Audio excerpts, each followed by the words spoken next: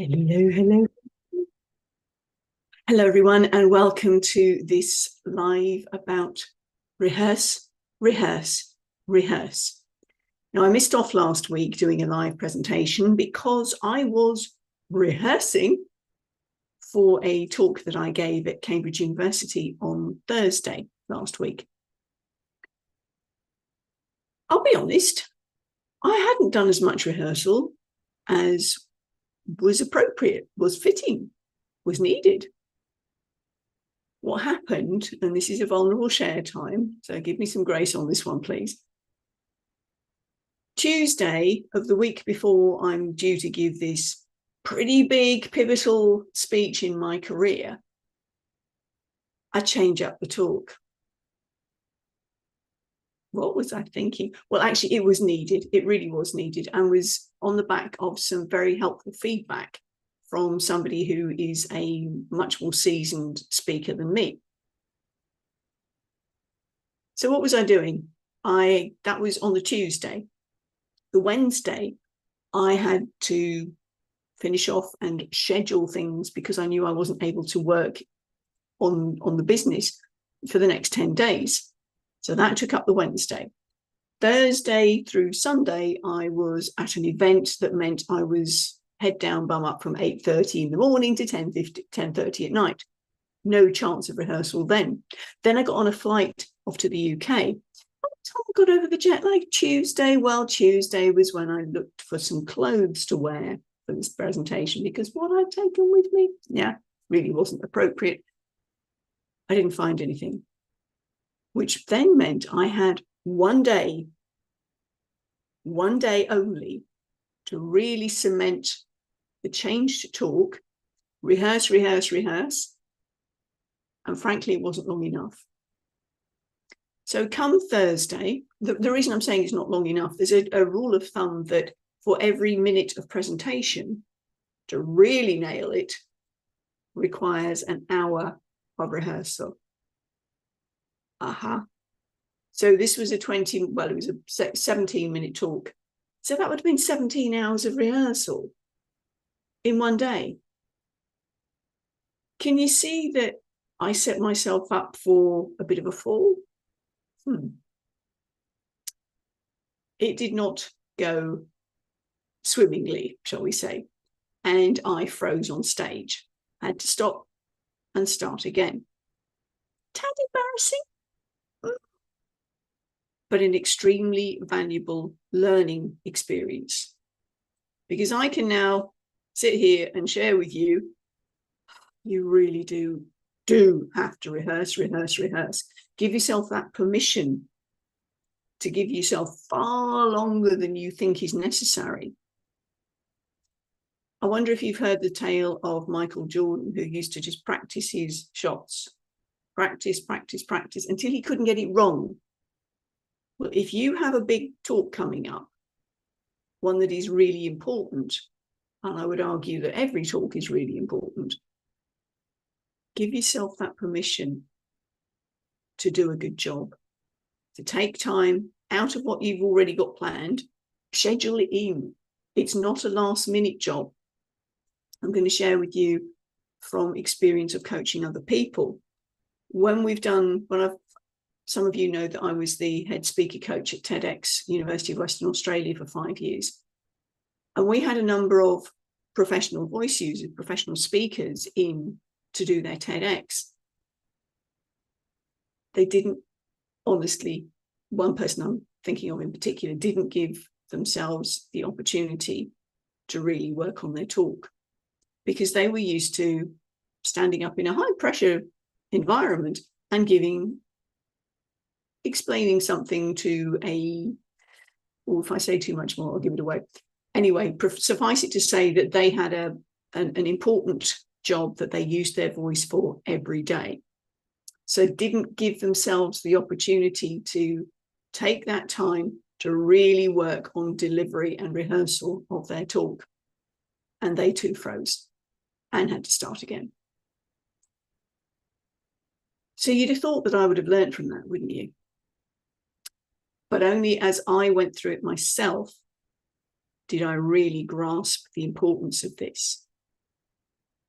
one day, admittedly one full day of rehearsal was not enough. This is pulling on, I'm sure you've heard me talk about my 9 pillars of influential communication. Well, pillar number 7, I'll get it right in a minute. Number 7 is about performance. And this is where the rehearse comes in. Rehearse it so much that you can't get it wrong. This is where I've spoken before about those memory aids, working your way around your house. And again, if you give yourself the time to rehearse using that sort of strategy, if you freeze on stage, then you can pick it up, quite literally, pick up where you left off. I had not given myself that opportunity. So performance is important. The rehearsal. And in that rehearsal, you're looking not only at committing the content to memory, you're also looking at the non-verbals as well. Remember, we're talking about the importance of your voice in pillar 4 with the power, and the importance of your physiology, your whole body, in pillar number 5. That's power. Power 4, physiology 5. So what are you doing with your hands? What are you doing with your whole body? Facial expressions. All of those elements come in on the performance. You pull them all together with the power of your voice, looking at the speed and the pausing and all of those juicy elements that we've covered in the last few weeks. So this is where the performance comes in. And the other thing with performance is you're looking at staging. Now, I was talking about things that had happened way long time ago, and then more recent stuff, and then projecting into where I was going with this. So I did literally do that. You know, when we've talked in the past about chronology and left to right, when you're showing people a timeline. Well, I did that physically on stage as well. So I started off with the past tense stuff. I was talking about rationing in the 1940s, over to my right, stage left, because that's where we started off in the past. And then we moved towards the present day, and then we moved towards the projected future, looking towards the future. So I physically showed the timeline in my staging. If you hadn't grasped that one already, that's a good one to hold on to as part of your performance. So as I said, performance includes rehearse, have the content so at your fingertips that should you lose your way, you can pick it up again straight away. Because I'll be honest, what I did was, having lost a bit of it, when I got into my flow again, I realized that what I was about to say was predicated on something that I'd already missed off.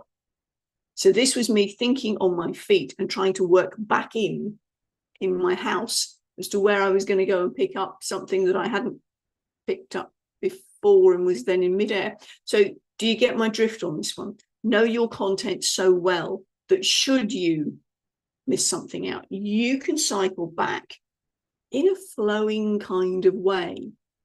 You're not going to have the panic freeze that I did.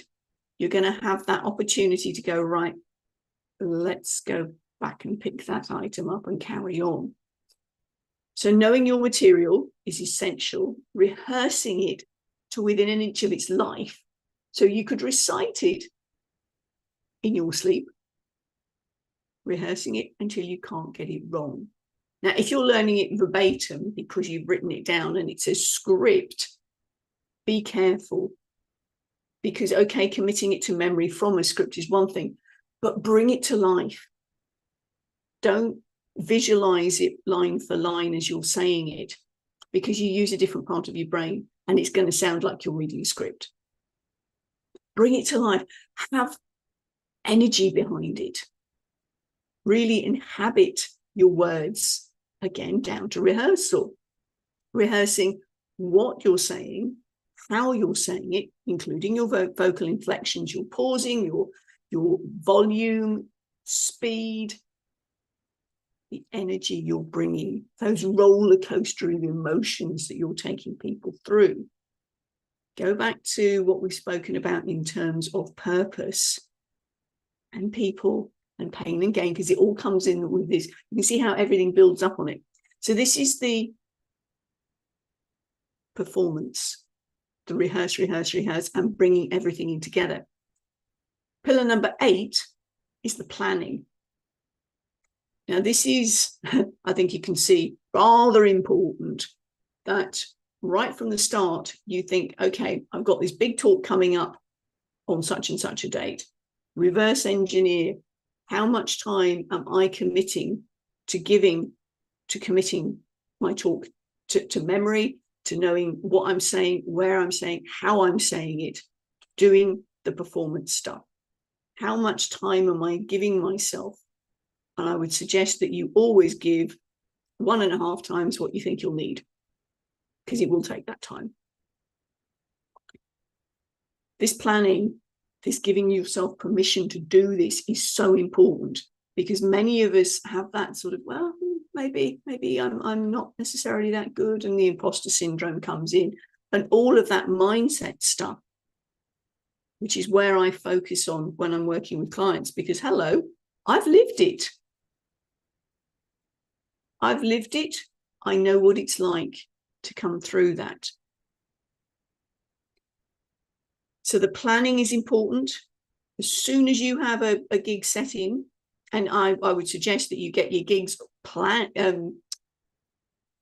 for long before necessarily you've got the talk ready, because a lot of these stages will be well in advance, and you've got that time there. There's your endpoint. Reverse engineer. How much time are you scheduling in, and stick to it?